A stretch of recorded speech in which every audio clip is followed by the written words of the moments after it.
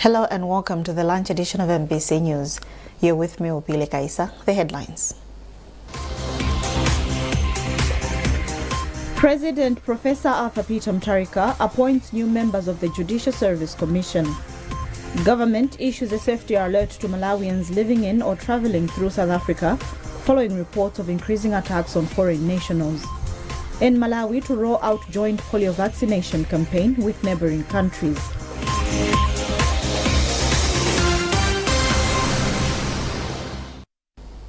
And now the news in detail. President Professor Arthur Peter Mutharika, in exercise of the powers conferred upon him by Section 117 of the Constitution, has appointed new members of the Judicial Service Commission.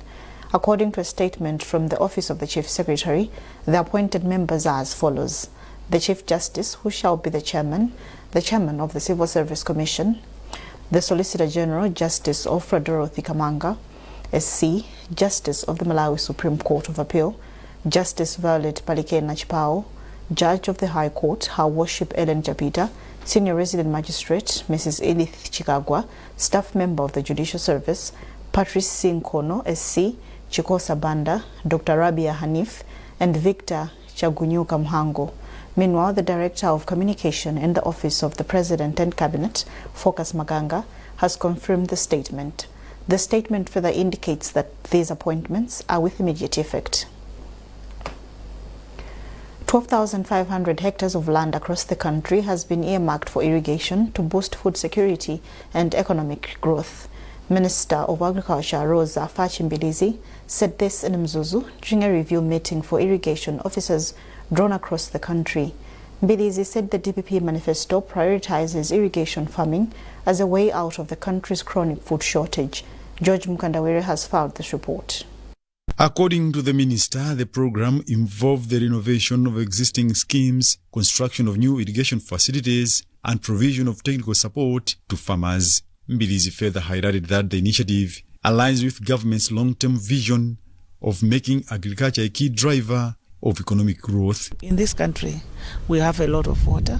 We have a number of irrigation schemes, many I should say.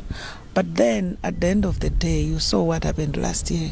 The country was in hunger because we are relying more on rain-fed agriculture than irrigation.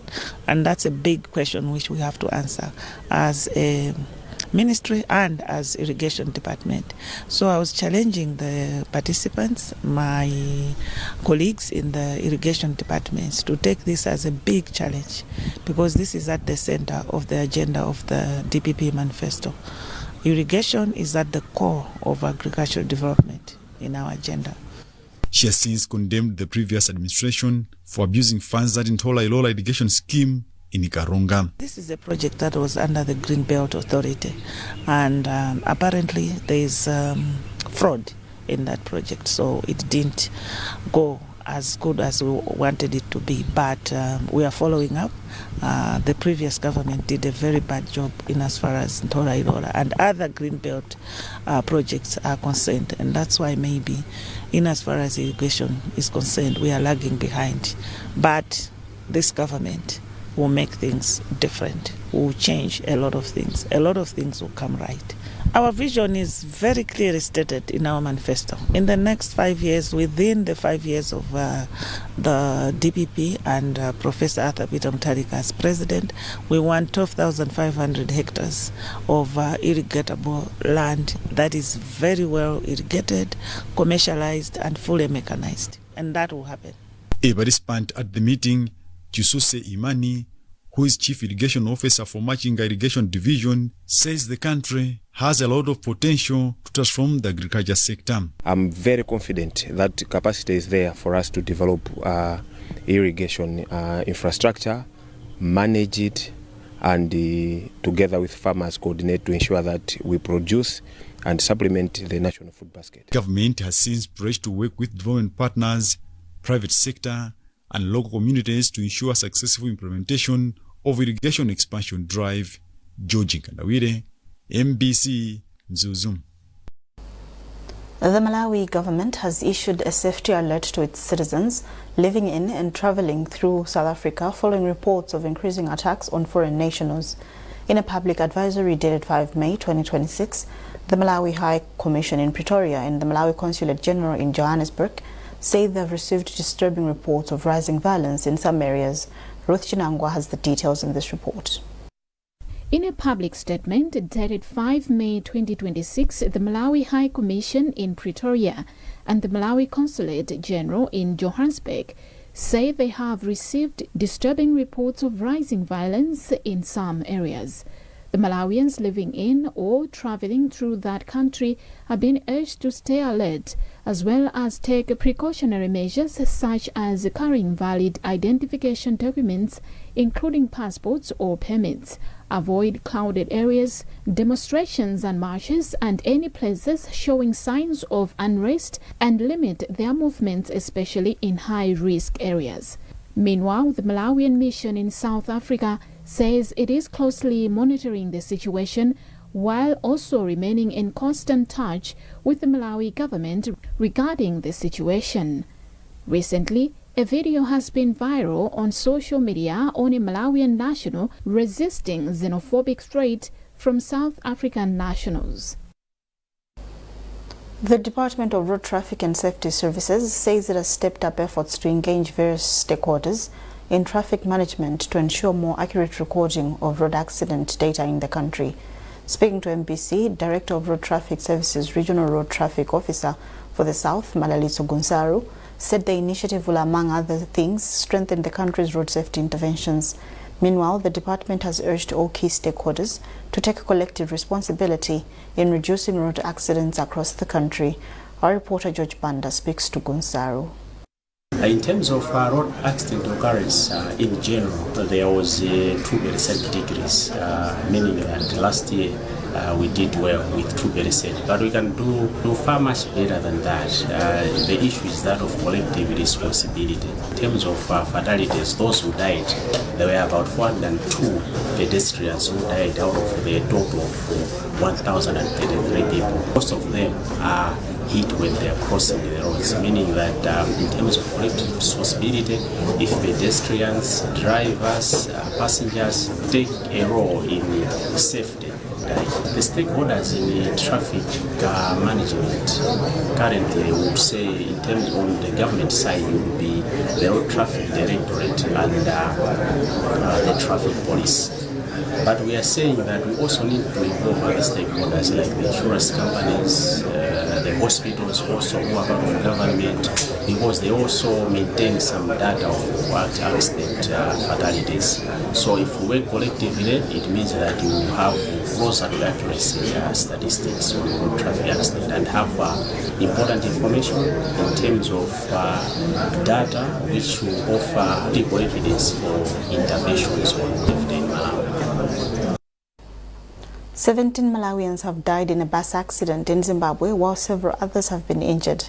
According to a statement from the Ministry of Foreign Affairs and International Cooperation, the bus was carrying about 60 passengers and 3 crew members and was en route to Malawi when it overturned between Kotwa town and the Nyamapanda border post. The injured are receiving treatment at Mutoko District Hospital, Kotwa District Hospital and Parirenye Nyatwa District Hospital, with some reported to be in critical condition. Officials from the Malawi Embassy in Zimbabwe are working with Zimbabwean authorities to assist survivors and facilitate the repatriation of the bodies of the deceased. The Ministry of Health says it will conduct a polio vaccination campaign in June in collaboration with the government of Mozambique, Zimbabwe and Zambia to protect children against the virus. Dr. Mike Chisema, Program Manager for the expanded program on immunization, said the upcoming phase aims to reach out to all children who missed vaccination during the second round of the campaign. The synchronized approach with the 3 countries is meant to stop cross-border transmission and ensure no child is left behind. Meklina Chiro has compiled this report. Dr. Chisema said the second phase of the campaign surpassed its target, reaching over 6.9 million children, representing 106% coverage. He attributed the success to strong community mobilization, support from health workers, and cooperation from parents and guardians. Despite the high coverage, Dr. Chisema noted that some children were still missed due to migration, illness or household absence during the exercise. The next round of polio campaign will be in the first week of June. We are going to do it together with Mozambique, Zimbabwe and Zambia, so it will be a synchronized campaign because we've noted that as we vaccinate in Malawi, our neighboring countries sometimes have people that are moving in and out, and it tends to affect reach. The June campaign will use door-to-door visits, clinics and special teams at border points to mop up unvaccinated children in all countries. Meklina Chirwa, MBC News, Mzuzu. You're watching MBC News. A reminder of our top stories. President Professor Arthur Peter Mutharika appoints new members of the Judicial Service Commission. Government issues a safety alert to Malawians living in or traveling through South Africa following reports of increasing attacks on foreign nationals. In Malawi to roll out joint polio vaccination campaign with neighboring countries.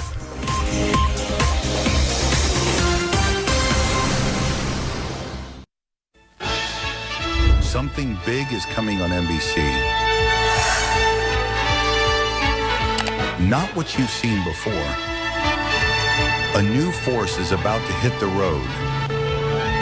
Crafted for presence, engineered for power, designed to turn every head before it even arrives. You'll hear it before you see it. You'll feel it before you know it. This isn't just another launch. It's the beginning of advanced broadcasts. Unveiling soon on NBC. Stay ready.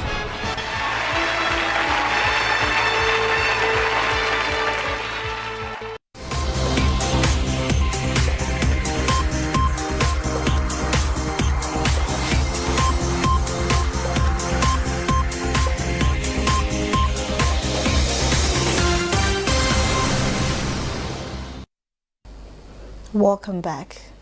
A microloan finance institution, Ufulu Finance, has supported Kamuzu Central Hospital with medical and office equipment, which will be utilized in the children's diabetes ward. Details in this report by Austin Fukula. Among the equipment donated include insulin cards, BP machine, weighing scales, stadiometers, diabetes education materials, TV set, chairs, among others.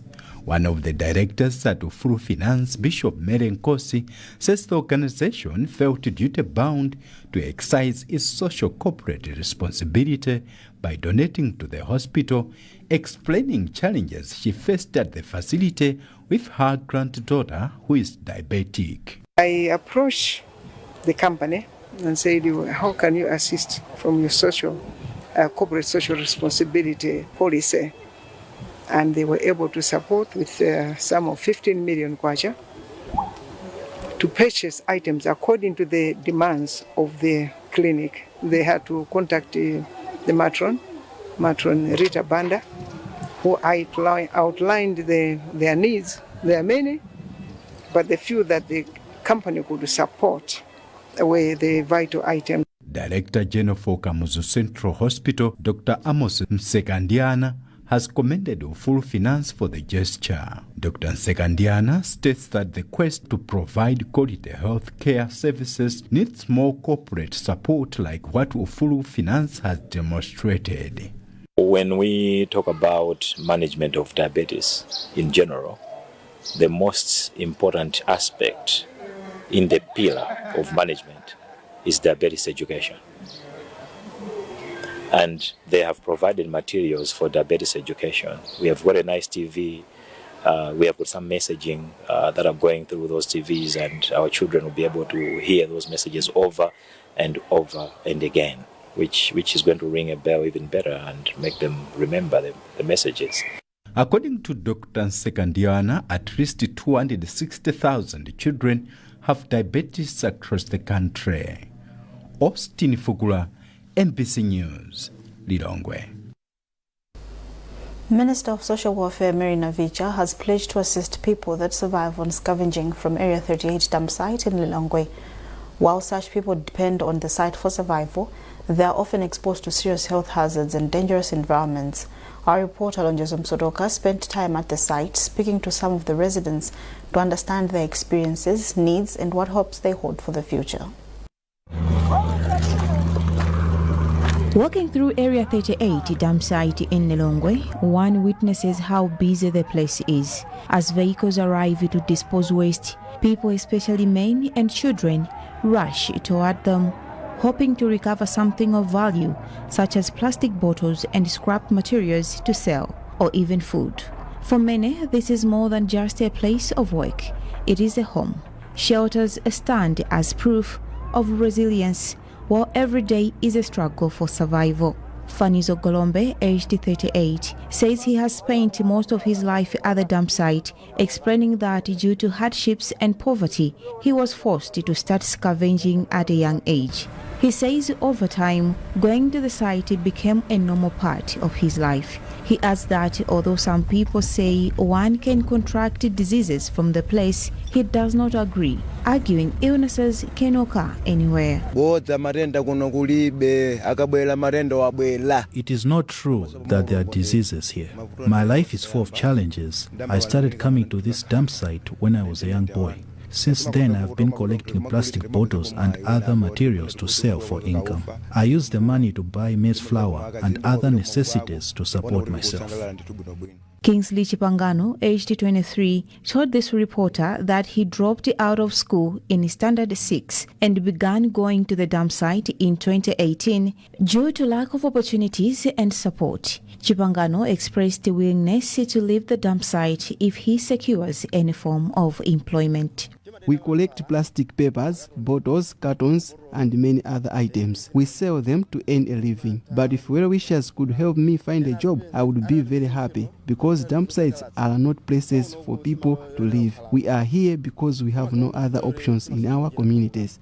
Mada Kalinda is another individual living at the dump site and has built a shelter and often spends his nights there. He adds that the dump site does not only provide money but also food, explaining that food such as eggs, meat and sima are sometimes retrieved after company vehicles dispose waste. Kalinda further says some at the site possess skills but lack the resources and opportunities to improve their lives. He has since appealed for support from well-wishers and authorities to help unlock these talents. If possible, they should help us with employment, because that is the best way to empower us. There is a saying that a person who wants to be helped does not ask for money, but ask for a job. So supporting us with jobs and businesses would greatly change our lives and help us to become self-reliant. Lilongwe City Council official Glevazio Phyton, who works at the dump site overseeing operations, has expressed concern over the growing number of children at the dump site. Phyton emphasized the need for collective efforts to encourage and support the children to return to school.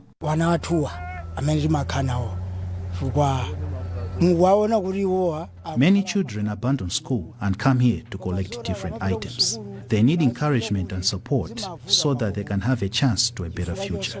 Commenting on the development, Minister of Gender, Children, Disability and Social Welfare, Mary Navicha, described the situation at the dump site as deeply concerning. She emphasized the government's commitment to supporting individuals at the site with a focus on improving their living conditions and creating opportunities for a better future. Some of them have no food, they have no shelter, and some of them are here at dumping site as their home. They are eating here, they are sleeping here. This is very unfortunate and very sad. As minister responsible for children, I would like to commit myself as a minister that these concerns needs urgent attention. As it stands, there is an urgent need for organizations and relevant stakeholders to work together more effectively in supporting people living at dump sites. The challenges they face leave many with little to no choice but to remain in such conditions. Lonjezo Msodoka, MBC News, Lilongwe. Construction of modern infrastructure has been tipped as one way of urbanizing the country's districts. Minister of Lands, Housing and Urban Development, Chiwemwe Chipungu, was speaking in Chisi when he launched the construction of a new land registry's office complex. Details in this report by Chibiron Tumodzi. The administration of land-related issues in the country is expected to become more efficient once new land registry buildings are constructed in 11 districts. The Minister of Lands, Chiwemwe Chipungu, has officially launched the construction project during a groundbreaking ceremony at Nchisi Boma.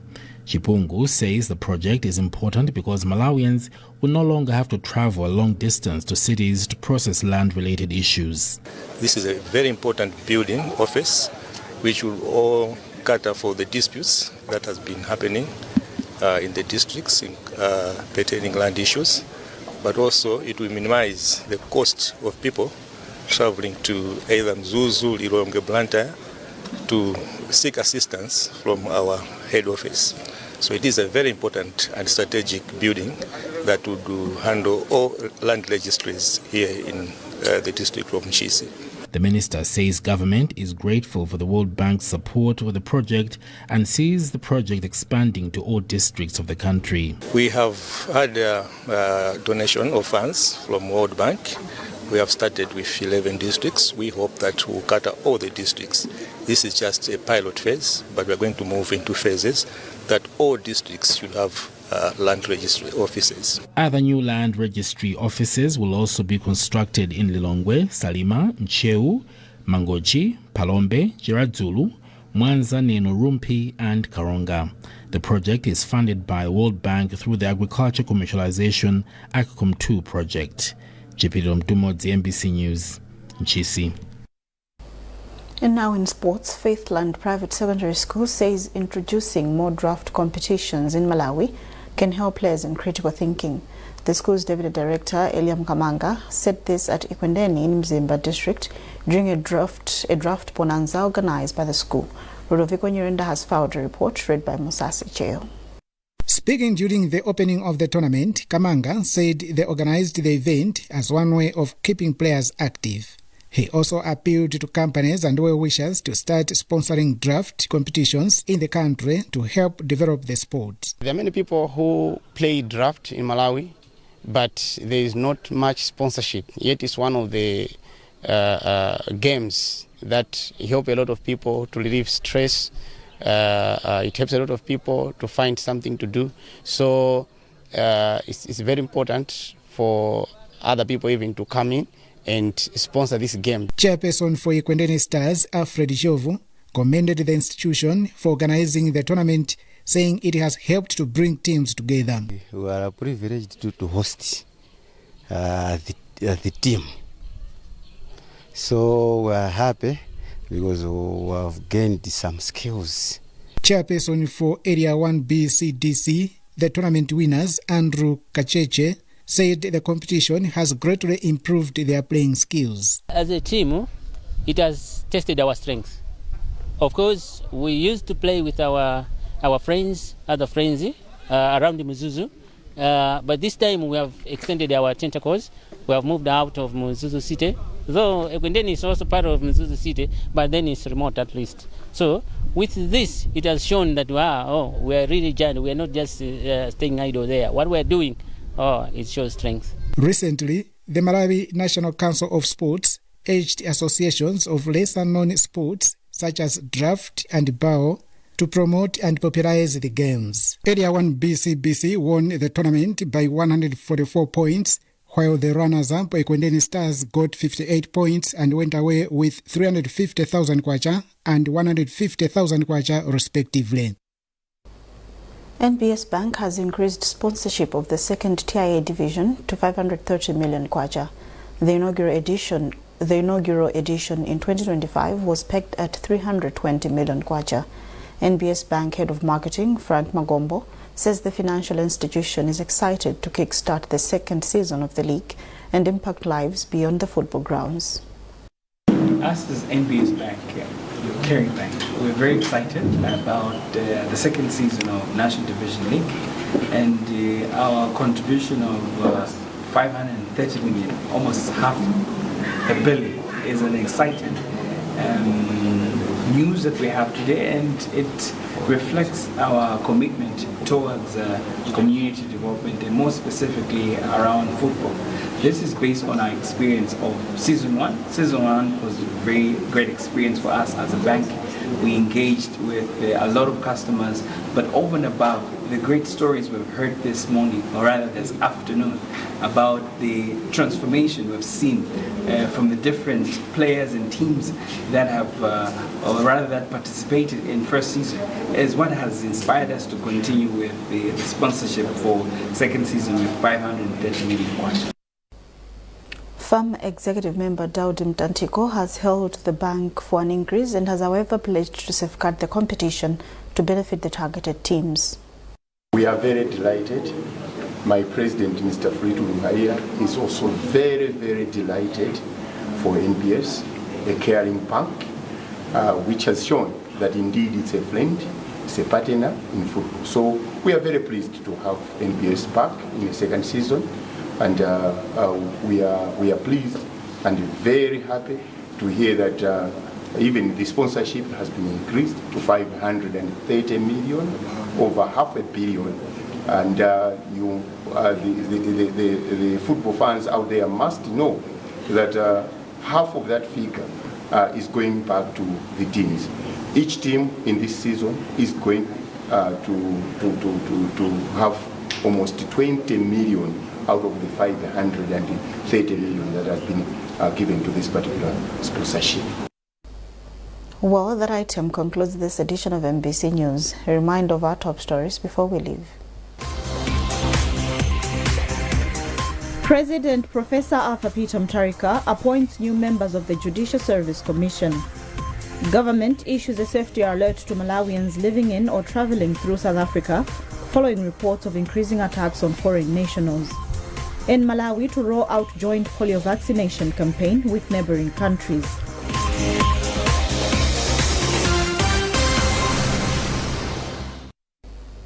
Keep up to date with our news coverage on our digital pages by scanning the QR code at the top right corner of your TV screen.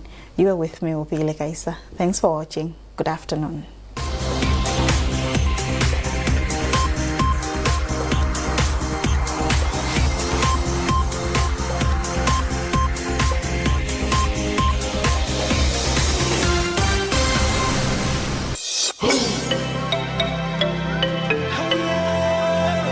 Eye on SADC is your regional news bulletin with a focus on developments from across the region.